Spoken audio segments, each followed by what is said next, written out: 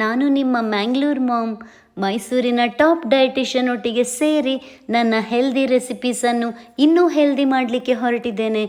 Diet ಅಲ್ಲ, daily ಊಟದ 3ನೇ ಎಪಿಸೋಡನ್ನು ನೋಡುವ.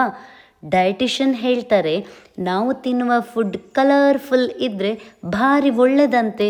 ಬೇರೆ ಬೇರೆ ತರಕಾರಿಯಿಂದ ಬೇರೆ ಬೇರೆ ನ್ಯೂಟ್ರಿಯೆಂಟ್ಸೇ ಸಿಗುದಂತೆ. ಕ್ಯಾರೆಟಿಂದ ವಿಟಮಿನ್ ಎ, ಬೀಟ್ರೂಟಿಂದ ಐರನ್, ಮೂಲಂಗಿಯಿಂದ ವಿಟಮಿನ್ ಸಿ, ಕ್ಯಾಪ್ಸಿಕಮಿಂದ vitamin C, A, antioxidants ಎಲ್ಲ ಸಹ. ಆಗ ನಮ್ಮ ಓವರಾಲ್ ಹೆಲ್ತ್ ಒಳ್ಳೆದಿರ್ತದೆ ಅಂತ. ನಮ್ಮ ಇಮ್ಯುನಿಟಿ ಬೆಟರ್ ಆಗಿ ರೋಗ ಬರದಂತೆ ತಡಿತದಂತೆ.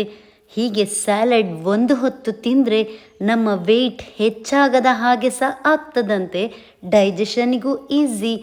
ಡಿನ್ನರಿಗೆ ಸ್ಯಾಲಡೇ ಬೆಸ್ಟ್ ಅಂತೆ. ನೀವು ಟ್ರೈ ಮಾಡಿ ನೋಡ್ತೀರಲ್ವಾ? Smart ರೆಸಿಪೀಸಿಗೆ follow ಮಾಡ್ತೀರಲ್ವಾ?